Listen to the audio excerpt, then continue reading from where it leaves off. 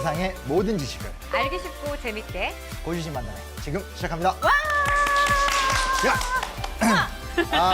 매일 순항하고 있는 우리 방송. 그렇죠. 언제나 좀 다양한 주제가 다루잖아요. 그렇죠. 조금 쉬었던 것 같아요. 그래서 법 이야기를 좀 다시 한번 오늘 다뤄보려고. 새로운 법이요? 네. 근데 저는 사실 뭐 법 없이도 살 수 있는 아주 그 바른 생활의 어떤 표본. 그런 사람들이 정말 착한 사람. 그런 사람들이 막 밤에 가서 막 칼 갈고 막 그런 거 아니야? 막 확 댓글 막 아니에요? 어? 약간 그런 게 있던데? 아유, 저는 사실 뭐 법 이야기 약간 조금 긴장도 되는 게 왜 긴장이 아니 돼요, 약간 갑자기? 딱딱하고 어려울까 봐. 아니, 그건 아니. 걱정되는데요. 아닙니다. 아닙니다. 이분이 나오시면 전혀 그럴 걱정할 필요 없고 그래요? 사실 개인적으로 저는 조금 인연이 있습니다. 오. 큰 인연은 아니지만 네. 그래서 꽤 오랫동안 이렇게 지켜봤고 네. 그런데 이제 생각보다 법조인 중에 이렇게 구수하고 이렇게 진솔하고 이런 얘기 해도 되나? 이런 거 얘기 막 하시면 또 그런 어떤 멋진 분을 오늘 모셨습니다. 네. 자, 변호사입니다. 변호사님. 네, 안녕하세요. 안녕하세요. 반갑습니다. 반갑습니다. 반갑습니다. 이쪽으로 앉아주세요. 네.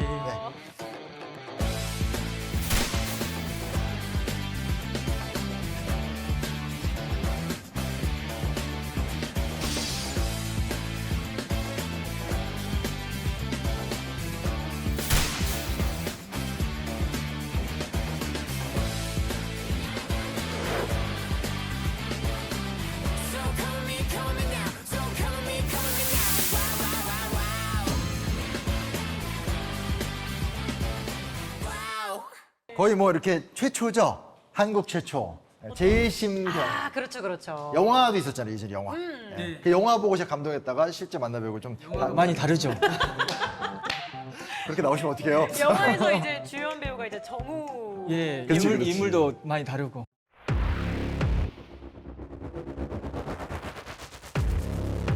평생 그렇게 살인범을 살 거야?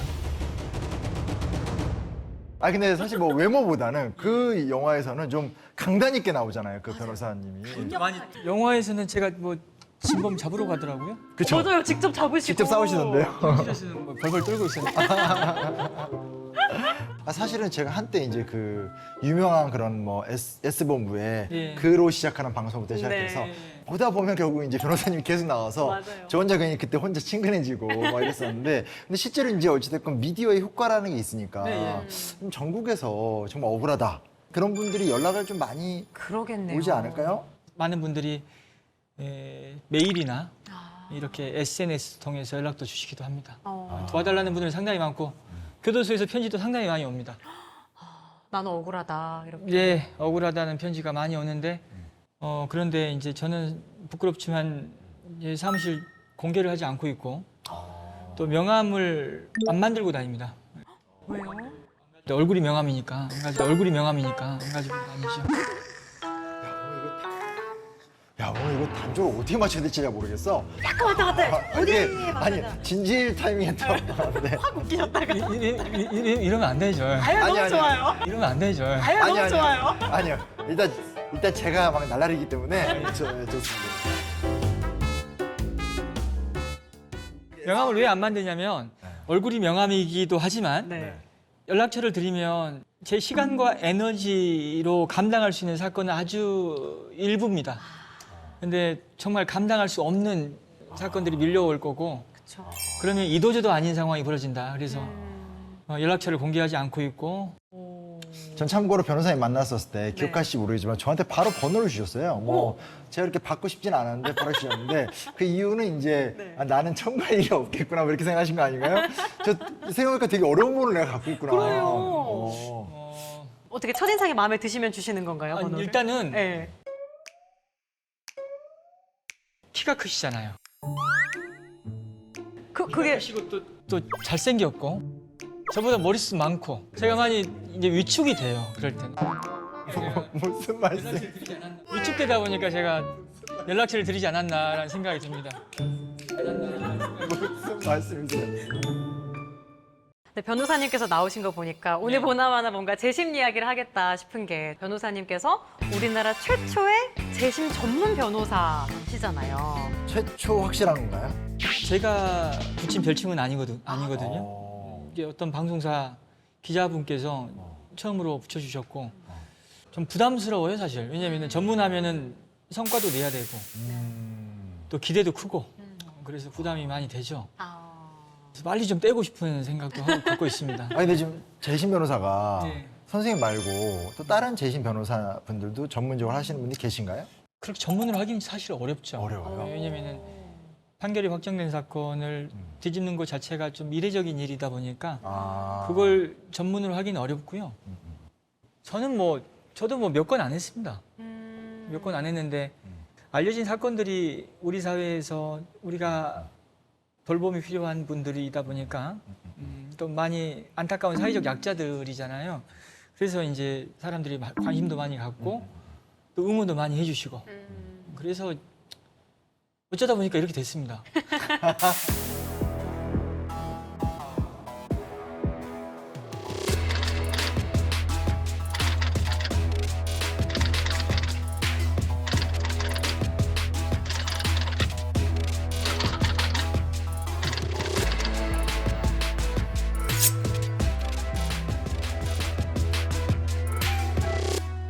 그래도 뭐 이렇게 지나가다 보면 막 사람들이 막 많이 알아보죠. 사진도 막 찍어달라고. 그렇습니다. 사진도 찍어달라고 하고 네. 모자 쓰고 마스크 썼는데도 불구하고 또 이렇게 알아봐 주시는 방금전까지만 해도 일에 집중하고 있다그러시더니 아니 또 그게 좋아하시는데요? 아니요, 몇 년 전만 해도 제가 사실 알아봐 주시는 것에 많이 놀라기도 했었어요. 근데 네. 요즘에는 못 보면 당황할 정도로 서운하고. 예, 서운하고 왜 당황도 나를 못 하고. 알아보지? 선생님 그런 거를 뭐라고 하는지 아세요? 연예인병. 저도 좀 걸려 있어가지고 그치 괜히 막 아쉽고 그래서 좀 굉장히 지금 얘기해야 된다고 생각해요. 정말 특급 비밀인데 지난번에 권일호 선생님 나왔었을 때 저랑 같은 동네에 계셔서 끝나고 같이 올라갔거든요. 그 송정시장에서 같이 국밥을 먹은 거야. 근데 그 아주머니가 사인을 권일호 선생님한테 받았어. 서운했죠? 엄청 서운했죠. 다시는 그 국밥집 안 가요. 그래서 SNS에 칭찬했던 거 지금 내려버릴 거예요. 뭐 이런 거 아니겠습니까? 선생님? 그렇습니다. 예.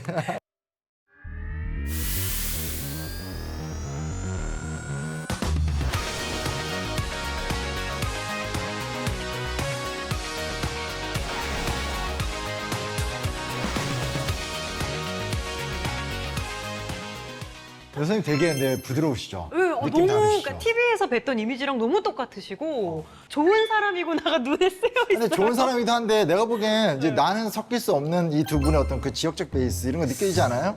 사실은 제가 아까부터 이제 변호사님께서 말씀을 하시는데 상당히 익숙한 것이 혹시 약간 이쪽 분이신가요? 이쪽 분이신가요? 사투리가 싹 나오는데? 맞으시죠? 아니, 솔직하게 말씀을 해주시면 제가 이제 딱 인정을 할 수 있으니까. 어디 쪽? 이쪽 맞으시죠? 제 스스로 강연장에서 자주 저를 소개할 때 완도는 그 도시에서 아무런 걱정 없이 자랐을 것 같은 외모와 달리 완도 출신이라고 소개를 하면 많은 분들이 웃어요. 그렇죠. 아니 저는 사투리 안 쓴다고 생각했는데 약천호 우리 택시기사 살인 사건 유명한 사건인데? 그 사건을 설명하면서 이제 그 사건이 이제 택시랑 오토바이랑 충돌할 뻔했거든요. 네. 사실 자꾸 오토바이 하니까 예. 오토바이라고 해야 된다고 그러는 거예요. 그래서 내가 사투리 쓰구나. 그럼 언제 변호사가 되셔야겠다 생각하셨어요? 목포대학교라고요. 지방에 있는 국립대학교죠. 목포대학교 전자공학과. 전자공학과요? 예, 전자공학과. 오, 법과 너무 정반대 있는 느낌인데요? 그때는 저는 이공계가 제 적성이 맞는 줄 알았습니다. 잘할 수 있는 일로 생각했고 1학년 1학기 마치고 이제 군대 가게 됐어요. 군대 갔다 와서 이제 복학하지 않고 이제 사법 시험을 준비했죠. 뭐 군대에서 뭐 계기가 있으셨단 그러게요. 말이에요? 군대 가가지고 만났던 분 중에서 제가 운전병 했었거든요. 운전병이어서 비교적 편한데요? 행군 안 했어요. 운전병으로 복무하면서 이제 그 대대장님 차를 운전했는데 최고인데요? 예, 그건 너무 좋은데요? 안 가면 진짜 좋은 거 이거. 네, 대대장님 차가 좋아요. 찝차. 예, 그리고 그분을 곁에서 이제 모시면서 성공을 지향하는 엘리트라는 어떤 엘리트의 삶이 이런 거구나를 가까이서 봤죠. 그래서 저도 이렇게 한번 살아보고 싶다라는 생각을 갖게 됐어요. 네. 그래서 이제 뭔가의 변화가 필요하구나. 그래서 이제 얼떨결에 그냥 공부를 하게 됐죠.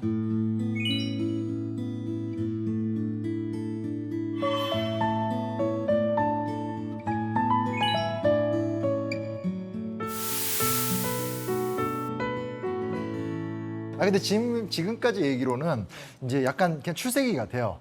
그 대대장님의 사회적인 성공을 위해서 보면서 나도 성공하고 싶어서 네. 시험을 봤다. 약간 이 스토리 제가 잘 이해한 건가요? 네, 맞습니다. 저는 굉장히 이욕적인 목적으로 시험 공부를 시작했고요. 무슨 공익 이런 건 생각 안 했습니다. 계기가 좀 있으셨어요? 계기는 사건이죠. 사건과 사건 속 사람과의 만남.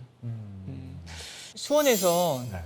이제 개업을 하게 됐는데 연고업, 인맥업고 하다 그러니까. 보니까는 국선 변호를 할 수밖에 없었습니다. 사선 사건이 들어오는 상황이었다면 제가 국선을 할 이유가 없었던 거고 거기서 이렇게 지원하는 건가요? 그때만 해도 지원해서 하는 건데 제가 한 달에 많이 할 때는 70건 이상 했었습니다. 70건이요? 네, 70건 이상 하면 정말 법정에서 피고인이 헷갈릴 정도예요. 신문. 진짜 헷갈려. 얼굴이 헷갈리고 저 사람이 누구였지? 헷갈리기도 하고. 근데 그러다가 네. 어떤 사건과 누굴 만나신 거예요? 예, 늘 기회를 보고 있었죠. 왜냐면은 그 기회는 이제 어떤 사건을 통해서 이름을 알리고 싶었습니다. 이름을 알리고 싶었습니다. 왜냐면은 좀 서러웠어요. 왜냐면은 합격을 할 때만 해도 주변에서 대단하다라고 평가를 해주셨죠. 왜냐면 대학을 안 나왔고 섬 출신이기 때문에. 근데 합격 자체에 대한 평가는 그랬지만 이제 변호사를 할 때 사건을 맡기시진 않더라고요. 그래서 그게 나는 좀 서운하기도 하고 서럽기도 하고 사건을 통해서 내 능력을 보여줘야겠다라는 생각을 했고요. 그 사건이 또 알려지는 사건이어야 되다 보니까 늘 주시하죠. 어떤 사건이 나를 알릴 수 있을까 주시했고요. 그 와중에 이제 수원 노숙소녀 사건이라고 제 인생을 바꾼 첫 재심 사건을 만나게 된 거죠. 이건 그것이 알고 싶다에서 몇 번 나왔었던 바로 네, 그 사건 수원 맞죠? 사건도 3번 정도 나왔습니다. 그렇죠. 굉장히 유명한 사건이에요. 2007년 5월 14일 수원에 있는 한 고등학교 교정 안에 그 15살 여자아이의 시신이 발견됩니다. 화단 옆에서.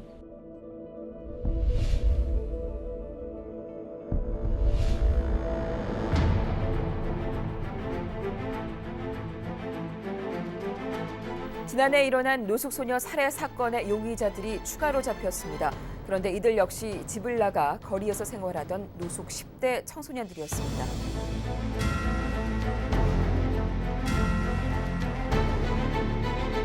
그 여자아이를 때려 죽였다는 이유로 당시에 그 2명의 노숙인 그리고 5명의 그 가출 청소년들 총 7명이 한때 자백을 했고요.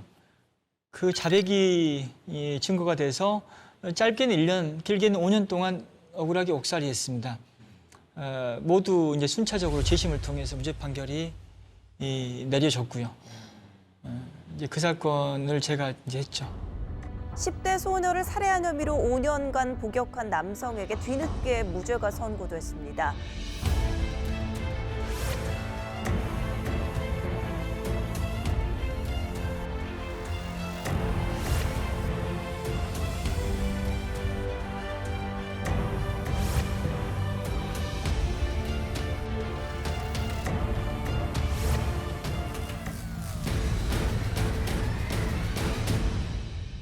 근데 제가 변호사라고 생각을 해봤을 때 네. 수원 노숙 살인 사건 같은 경우에는 7명이 다 자백을 해버린 상황이잖아요. 네. 한 명도 아니고. 한 명도 아니고. 그럼 저는 솔직히 말씀드려서 엄청 확실한 증거가 있지 않으면 재심을 청구하기 어려웠을 것 같거든요. 근데 변호사님은 어떤 확신이 있으셔서 이거는 범인이 따로 있다라고 생각을 하셨어요? 그러니까 아무리 뜨고 싶더라도 네. 그 뜨기 위한 어떤 합리적인 목표는 그쵸, 있어야 그쵸, 되잖아요. 그쵸. 증거가 있었을 것 같은데. 뜨면 일단 객관적으로 안 보이는 부분도 사실 있습니다. 그것도 맞는 말이에요. 객관적으로 잘 안 보일 때가 있긴 뭐 한데. 그렇긴 하겠죠. 예. 그래서 사실 많은 다른 법조인들이 박 변호사가 너무 지금 무리하고 있는 것 아니야? 그리고 사실 그렇게 허위 자백을 할 수 있다는 것에 대해서 다들 어떻게 이게 가능해? 의심하는 시선이 많았어요, 사실. 적어도 물리적인 포괄 같은 건 없었다는 네, 말씀이신 맞습니다. 거잖아요. 그래서 제가 많은 얘기를 들었었어요. 그런데 제가 확신할 수 있었던 이유는 자백이 증거의 왕인 건 맞지만 네. 또 굉장히 위험한 증거인 것도 맞아요. 위험한 증거. 위험하다라는 것은 뭐냐면은 자백이 다른 정황 증거나 이런 어떤 증거에 의해서 뒷받침되지 않고 모순이 있는 경우에는 자백을 허위라고 얘기할 수 있거든요. 그래서 수원 사건 같은 경우에는 다른 정황 증거들과의 어떤 모순이 많았고요. 결정적으로 이 아이들이 억울하다라고 정말 확신할 수 있었던 건 사실 영상 녹화입니다. 영상 녹화물을 통해서 자백이 조서로 정리되는 그 과정 속에서 벌어진 일들, 수사 과정에서의 어떤 압박이나 해유 이런 부분도 봤고, 이게 이제 실제 진술과 달리 조서에 담겨지는 그런 문제점도 영상을 통해서 확인했거든요. 그래서 야, 이것은 자백의 실체가 없구나라는 생각을 하게 된 거죠.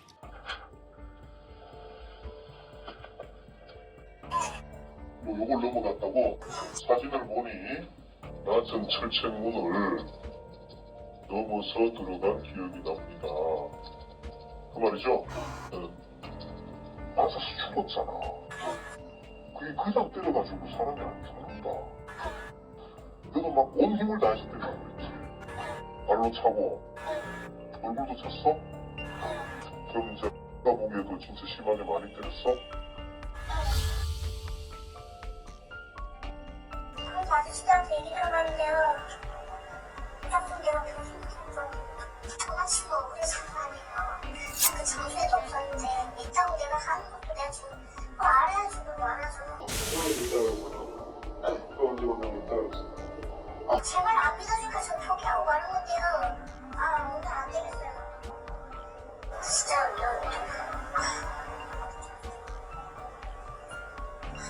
정말 믿어준 사람한테 사과 하나 없으니까 내가 이런 거 아니었어.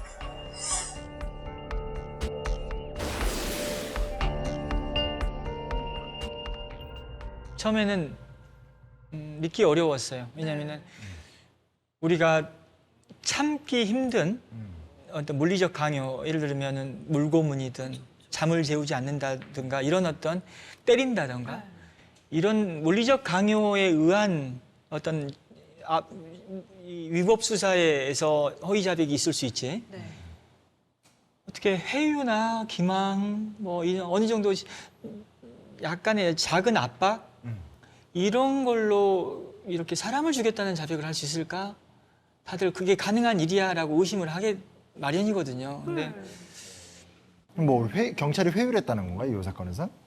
먼저 이 조사를 받는 사람의 특성이 있어요.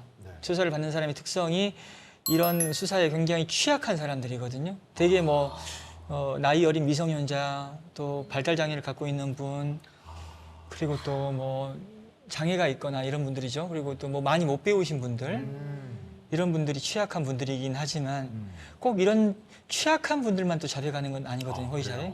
뭐 전직 경찰서장도 허위 자백하는 경우도 있습니다. 전직 경찰서장요? 네, 그런 사건도 있었습니다. 뇌물 사건에서 허위 자백하는 경우도 있고. 오. 사람이 허위 자백하는 심리가 일단 고립감을 먼저 느낀다고 해요. 먼저 세상에 나 혼자뿐이구나. 그리고 또 그 내가 자백을 했을 때 받게 될 어떤 처벌에 대한 현실감도 많이 떨어지는 것 같고요. 현실감이 떨어진다. 예, 떨어진다는 거죠. 죄를 짓지 않았기 때문에 설마 내가 유죄 판결을 받겠어라는 생각. 그리고 일단 2단계 이 상황은 빨리 벗어나고 싶다라는 생각도 많이 해요. 일단 모면하자. 일단 모면하자. 다음 단계에서 바로잡을 수 있겠지. 그리고 경우에 따라서는 이런 일도 있었습니다. 제 수원 사건 하면서는 자꾸 반복해서 질문을 듣다 보니까 내가 기억하지 못하지만 실제로 내가 그 현장에 있지는 않았을까? 나를 의심하게 되는 네, 거예요? 그럴 수도 있어요. 그렇게까지 이제 자꾸 듣다 보면 그런 생각을 하게 된다는 거예요. 그래서 사람의 심리라는 건 참 모르겠다. 진짜 모르겠구나 생각 많이 해요. 허위 자백 문제를 접하다 보면 그렇습니다. 근데 그런 거 이렇게 부딪히시면서 네. 뭐가 이렇게 변호사님을 자극하셨길래 내가 이 문제에 대해 좀 책임 있게 행동해야 되지? 영화에서 멋있게 묘사가 되긴 했는데 개인적으로 좀 다르셨을 것 같기도 하고. 순수하게 어떤 공익적인 관점에서 접근을 한 사건은 아니었습니다. 네. 굉장히 욕심이 많았는데 사건이 이제 해결되기까지의 그 긴 시간이 필요했거든요. 그 과정 속에서 몇 년 걸리신 거예요? 아이들 무죄는 2년 6개월이 걸렸고요. 그 노숙인 분들의 재심 무죄는 총 끝날 때까지 6년 정도 걸렸습니다. 그러니까 6년 동안 이 일만 한 건 아니에요. 근데 그렇죠, 그렇죠. 굉장히 긴 시간 긴 시간을 보내면서 많이 좀 부끄럽기도 하고 또 배우기도 하고 또 제가 또 긴 시간을 보내면서 알려야 된다는 것은 일관되게 그냥 또 있었고. 예, 유지했어요. 그래서 한 사건으로 제대로 그냥 알려졌죠.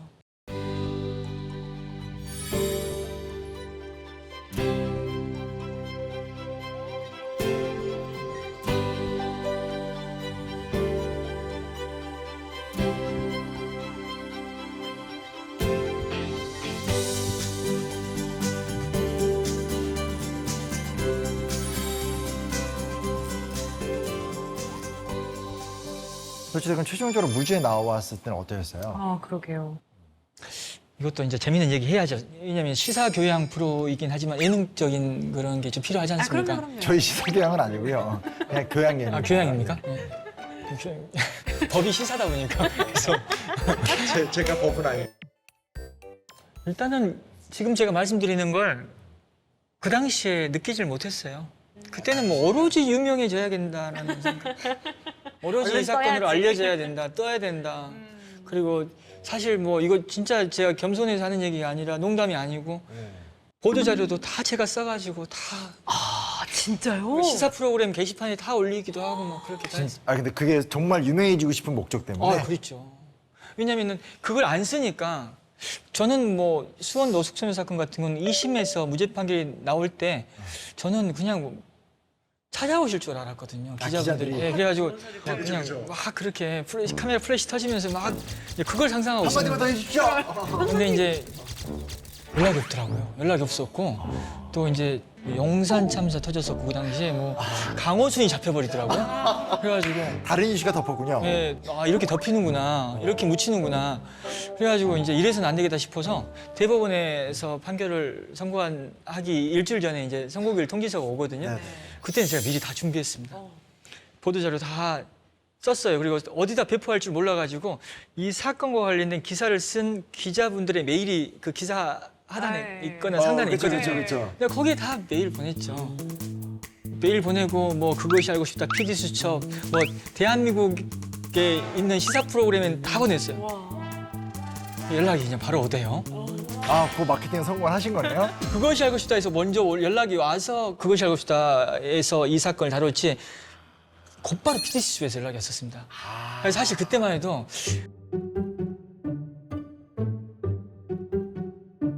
이 PD수첩하고 있었어야 되는데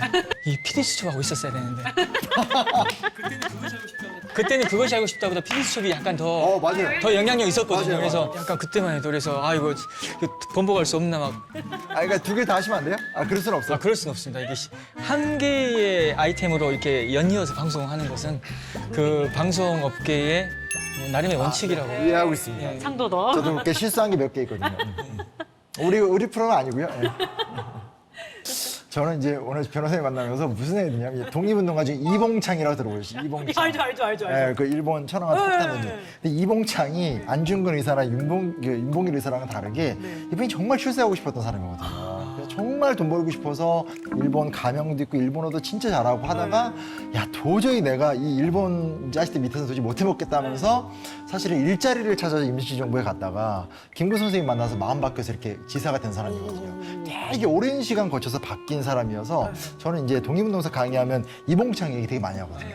그러니까 이런 출세주의자가 이렇게 바뀔 수 있었다.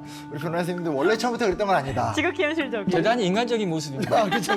예. 뭔가 이렇게 연결점이 있죠, 그쵸. 예. 뭔가 이렇게 연결점이 있죠, 그쵸. 인간적이고.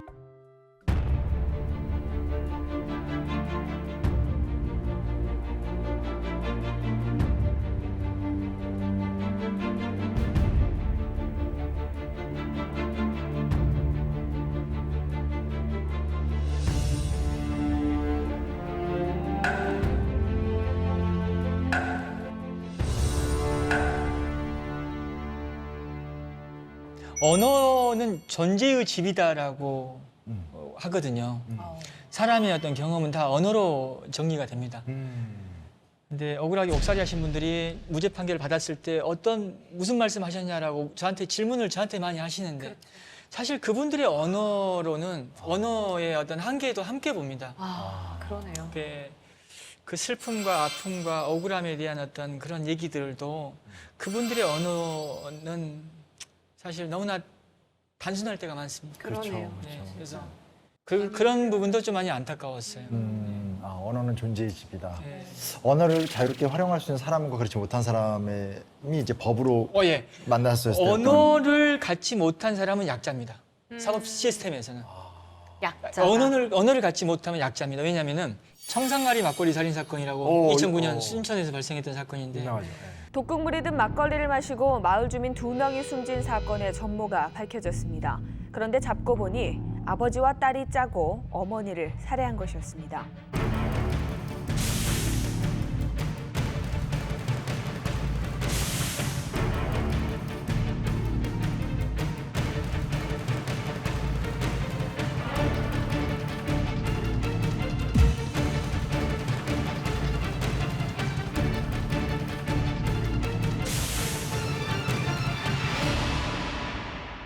그 사건에서는 검사나 수사관이 때리거나 잠을 재우지 않거나 뭐 거꾸로 매달아 놓고 물고문하거나 하는 그런 과거의 어떤 그 잘못된 수사 기법을 활용하지는 않았습니다. 네.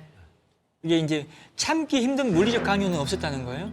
근데 폐유, 기망, 아주 비열한 어떤 신문들이 상당히 많았거든요. 근데 그런 조사를 받았던 사람들이 본인한테 했던 질문들의 야비함, 네. 정말 그 모멸감을 느끼는 어떤 그런 질문들, 그리고 믿어주지 않고 속이는 어떤 그런 질문들을 받았지만은 그들의 언어로 그런 질문을 받았고 내가 어떤 상황에 놓여 있었고 어떤 영향을 받았다라는 걸 말을 못 하더라고요. 그 언어로 표현을 못 합니다. 그리고 또 굉장히 야비해요. 그런 질문들이 있어요. 그런 질문에 대한 대응을 제대로 못 하던데요. 그렇습니다. 그래서 언어를 갖지 못한다는 것은 그런 것 같아요. 질문에 대한 답변도 언어로 해야 돼요. 근데 그 언어가 너무 약해요. 그런 사람들이 억울한 일을 당합니다.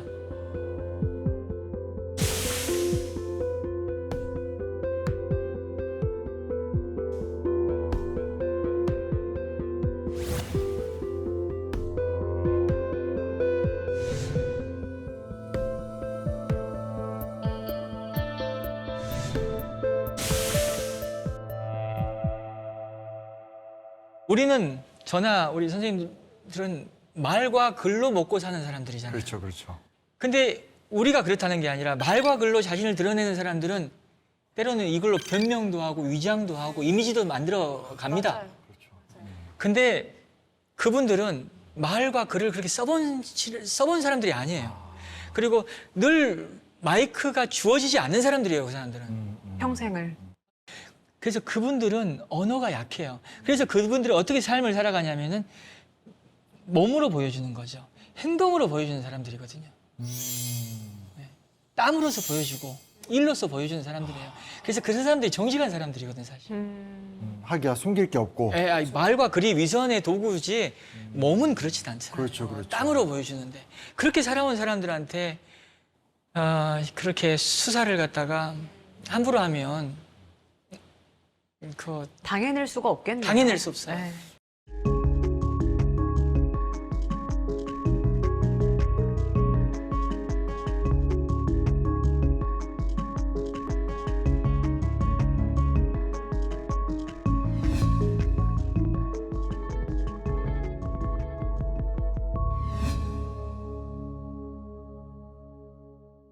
오늘 변호사님이랑 계속 얘기하면서 네. 느끼는 게 다른 변호사님들도 뭐 그러실지 모르겠지만 네. 재심 사건을 담당하시다 보니까 특히 네. 그 사람의 인생을 조금 통째로 이해해야 예. 하는 그럴 것 같아요. 네. 하퍼리의 소설 앵무새 죽이기에도 나오잖아요.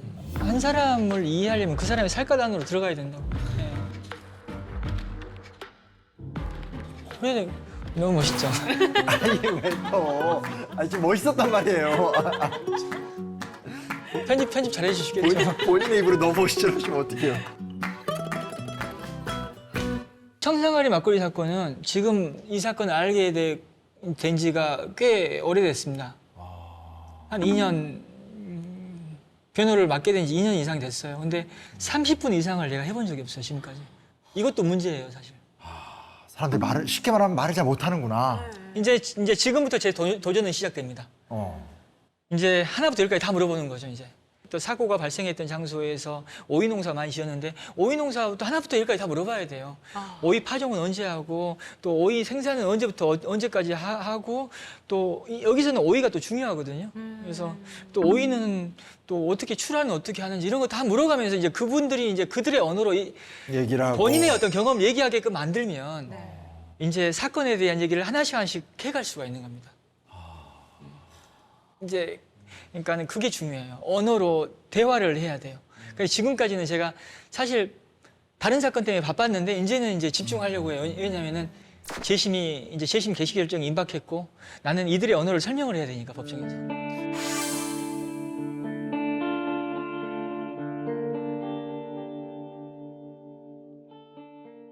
아무튼 이제 오늘 이야기를 들으면서 네. 법도 어떻게 보면 약간 살아 움직이는 것 같고 네. 잘못은 사실 누구나 할 수 있지만 그런 세계 속에서 사죄를 하고 또 거기에 대해서 용서를 하고 이런 게 저는 더 어려울 것 같다는 생각을 저도 했거든요. 이게 좀 궁금해요. 왜냐면 아까도 말씀드렸지만 이제 또 제가 개인적으로 연구하는 것도 이렇게 과거사 청산 이런 거 다루다 보면 그러네. 제일 힘든 게 뭐냐면 사과를 안 해요. 그러니까 예를 들면 친일파 문제 우리나라에 되게 심각하고 한국 사람들이 친일파 이야기하면 다 욕을 하잖아요. 네. 근데 현실적이고 공개적으로 자기가 저질렀었던 친일에 대한 죄가를 공개적으로 얘기하신 분이 뭐 이학령 한 분 정도밖에 본적 없었어요. 없어요. 네. 그래서 어떤가요, 이쪽 영역에서는? 정말 말씀하신 대로 사과와 반성이 피해자에게 위로가 되고 회복이 되는 건 맞지만 과연 내가 그 잘못을 한 당사자라고 할 때 과연 나는 용기를 낼 수 있을까? 우리 사회의 문화가 사과와 반성을 하게 만드는 문화인가? 그러니까. 쉽지 않은 것 같아요. 사과와 반성의 문제는 진짜 어려운 문제고 사과와 반성을 하게끔 만드는 어떤 전제 조건이 좀 필요하다고 저는 생각합니다. 어떤 게 있을까요? 그런 존재 조건에는. 가장 중요한 것은 약촌오구리 사건에서 어떤 사건이요? 약촌오구리 사건에서 재심법정에서 제가 그 억울하게 옥살이한 그 친구를 여관으로 데려갔던 경찰들을 법정에서 증인신문을 한 적이 있었습니다. 증인신문을 아주 정의롭게 했습니다. 사실 목소리도 키웠고 방청석에 기자들도 많이 와 있어서. 근데 이제 정의로움에 취해서 신문했는데 한 달 정도 지난 후에 자살을 하셨거든요, 그분이. 그때 많이 충격을 받았고 그 사건은 제게 계속 재해석이 필요한 사건이 돼가고 있는데 그 사건에서 제가 하고 싶은 얘기는 막내 경찰이었고 고참들의 어떤 지시에 따를 수밖에 없었던 어떤 그가 처한 어떤 상황이란 게 있었을 텐데 그런 부분에 대한 고려 없이 너무 자극적으로 책임만 물었구나라는 어떤 그런 생각을 하게 돼요. 또 이 대한민국 사회에서 어떤 뭔가 잘못을 했다라고 알려지게 되면 너무나 과도한 비난, 그 비난이 또 가족으로까지 이어진다라는 그 현실, 이걸 감안해서 과도하게 비난과 조롱의 대상이 되지 않게끔 배려하는 게 중요합니다. 그리고 어렵네요. 제가 그렇게 못했으니까 말씀드리는 거고. 그리고 두 번째는 사실 무슨 잘못을 인정하면 그때부터 이제 민사가 됐든 징계 책임이 됐든 뭐 어떻게 경우에 따라서는 형사 책임이 됐든 책임까지 소재가 문제되면 인정하기가 너무 어려워지는 거예요. 그때부터 시작이 돼 버리니까. 예. 그리고 또 한 사람이 또 용기 낸다는 게 그 사람의 용기로 끝나는 게 다른 사람들은 너 잘났다. 너만 인정하면 다냐라는 그런 얘기가 바로 나오게 되고. 정말 현실적인 예. 이야기네요. 어려워요. 그래서 사과와 반성은 진짜 어려운 얘기입니다.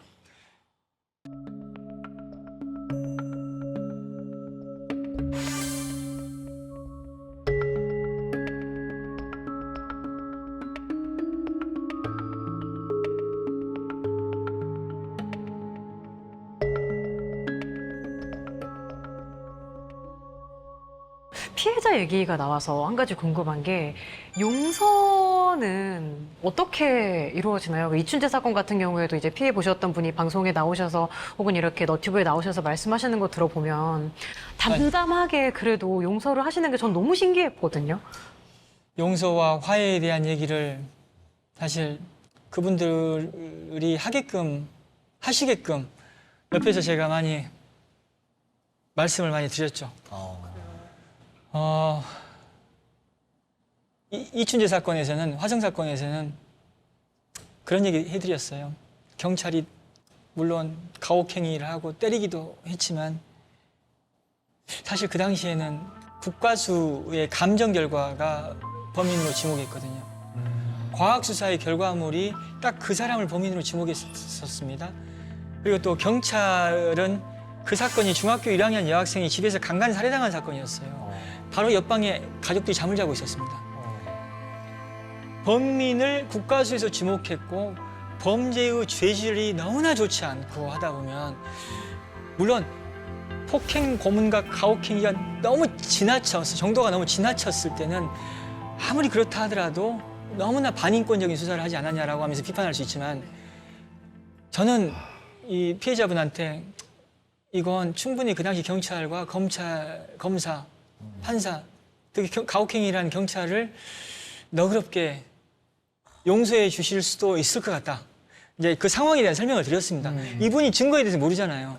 그래서 저는 그러니까 증거에 대해서 말씀드리고 그 당시에 경찰의 시각으로 또 말씀을 드리고 이렇게 얘기를 하죠. 그러면서 이제 말씀드리니까 이제 또 용서를 해보겠다라고 말씀을 하시더라고요. 이제 그게 사실 그게 어렵긴 해요. 때로는 오해도 받을 수 있어요. 너 경찰하고 무슨 연관이 있어? 근데 우리 사회는 대립과 갈등 사회예요, 지금. 대립과 갈등 사회에서 이게 한쪽 편에 서는 게 쉬워요, 사실. 그리고 때로는 침묵하는 게 또 쉬울 수도 있어요. 네.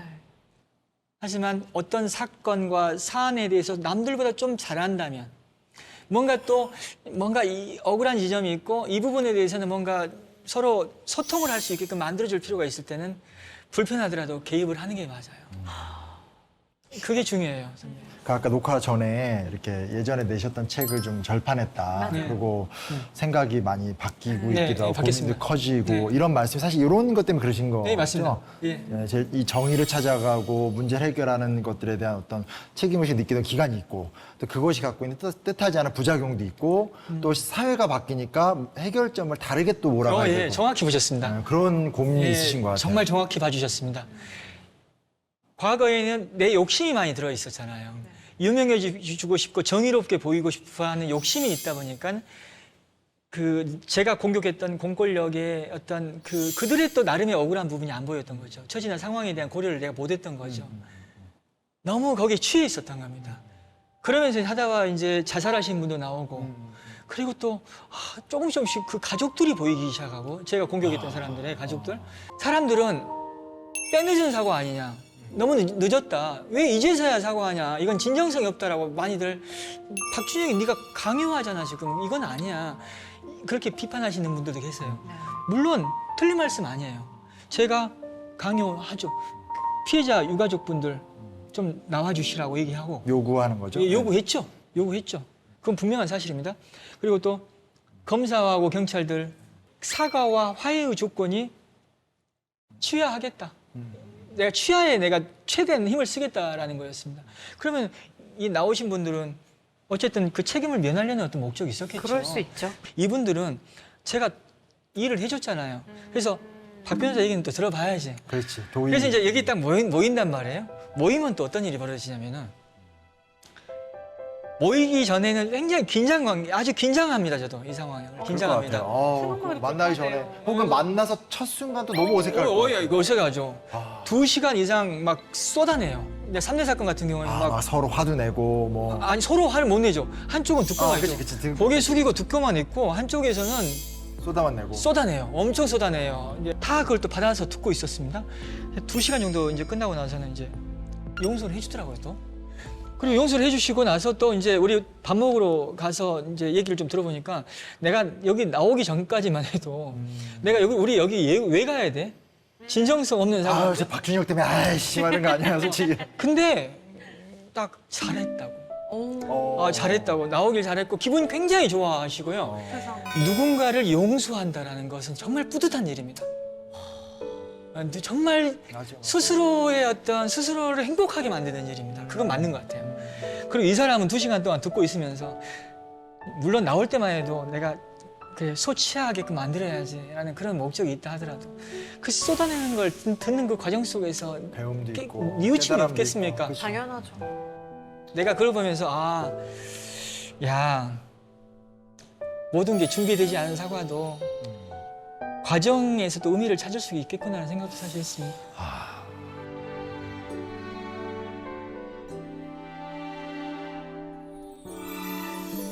살면서 듣게 될까 언젠가는 바람의 노래를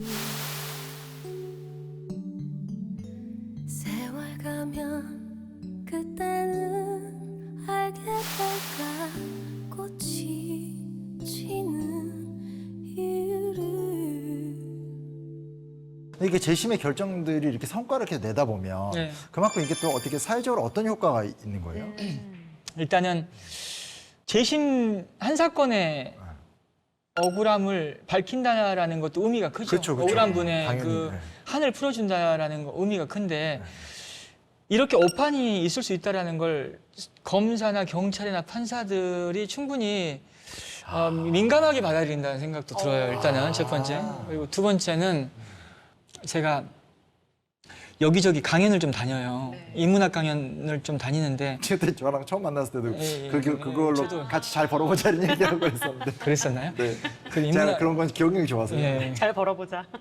인문학 강연 하는데 제가 인문학 강연 하면 되게 뭔가 철학에 대한 공부도 필요할 것 같고 뭐 동서양의 철학에 대한 이해나 근데 저는 그런 거 전혀 모르거든요. 모르면서 하는 이유가 할 수 있는 이유가 재심 사건 얘기합니다. 재심 사건은 인문학이에요. 왜냐면은 억울함을 견뎌온 시간의 이야기, 그 시간 속에 함께한 사람들의 얘기가 많은 사람들에게 감동을 줍니다. 네. 어떻게 저 억울한 시간을 버텼을까? 그리고 저 억울함에 함께하는 사람들은 도대체 어떤 사람들일까? 진짜. 피해자들이 또 용서도 하고 화해도 하고 이런 모습 속에서 저는 삶에 대한 어떤 가치에 대한 어떤 경험을 함께합니다. 그 사람들의 존재 자체가 인문학이 되는 거죠. 예, 맞습니다. 그래서 그러니까 당장에 기본적으로는 이런 재심 사건의 노력 자체가 첫 번째 이제 누명을 벗겨준다는 그 직접적 효과도 있고 네. 이 사건 하나하나를 겪으면서 이제 사법부라든지 경찰 이런 사람들이 이렇게 수사하면 안 되겠구나 하면서 질서나 제도가 개선이 되는 것도 있지만 또 이제 사회문화적으로 왔었을 땐 이게 하나의 어떤 인문학적 이야기가 돼서 새로운 가치를 나눌 수 있는 또 그런 것도 된다. 있습니다. 거기 플러스 이제 변호도 하시면서 강연도 하시겠다. 하시고, 네. 사업도 좀 좀더 유명해지고. 그 완전히 없어진 건 아니시잖아요. 그렇죠. 그렇죠? 네. 하여튼 오늘 생각보다 사실은 이제 우리가 뭐 어떤 프로그램인지 준비할 적에 대충 이제 그림은 그리잖아요. 그렇죠. 오늘은 이런 대화를 많이 나누겠다, 저런 그림을 많이 나누겠다 했는데 완전히 좀 다른 얘기를 많이 달라지죠. 나눴고 오히려 맞아요. 그게 조금 오늘의 이 고지심 만담의 품격을 좀 높인 시간이 아니었을까. 네. 어떠셨어요? 저도 뭔가 이렇게 정해져 있는 것보다 진솔한 변호사님의 이야기를 진심으로 들을 수 있어서 너무너무 좋았고요. 저는 이제 제가 굉장히 좋아했던 드라마의 명대사 중에 하나가 정의롭지 않은 법은 가장 잔인한 폭력이다라는 말이 있었거든요. 그 대사가 생각이 나면서 법이 어떻게 보면 참 양날의 검 같은 느낌이다. 한 사람을 살릴 수도 있고 또 억울한 일을 만들게 할 수도 있는데 최대한 우리 같은 일반 사람들이나 변호인 분들이나 사회가 올바른 방향으로 조금 이끌어야 되겠다라는 생각이 들었어요. 어떻게 이제 훌쩍 시간이 지나서 잘했나 모르겠어요. 갑자기 왜냐면 대본을 엎어가지고 굉장히 미안했죠. 굉장히 힘들었어요 지금. 대본을 엎어서 미안했고 가끔 그런 분들 계시니까 괜찮습니다. 예, 제가 까다로운 사람은 아닌데 워낙 또 이제 욕심도 많은 것 같아요. 그냥 지금 이 시기에 어쩌다 보니까 영향력이라는 게 생겼는데 메시지가 참 중요하다는 생각이 들어서요. 우리가 좀 더 서로를 이해하고 서로를 배려하며 살았으면 좋겠습니다. 네, 정말 몇 년 전에 뵀었을 때도 멋있었지만 아주 다른 의미로 또 더 멋있어지셨다 이런 생각이 좀 뿌듯합니다. 네. 감사합니다. 네. 자, 오늘 얘기 좀 마무리해야 될 것 같은데 네. 정말 오늘 말씀 잘 들었고요. 예. 저희 다음 시간에 역시 이번 주처럼 재미있는 이야기로 또 찾아와서 새로운 이야기를 좀 나눠보도록 하겠습니다. 네. 감사합니다. 수고하셨습니다. 네, 감사합니다. 감사합니다. 감사합니다. 감사합니다.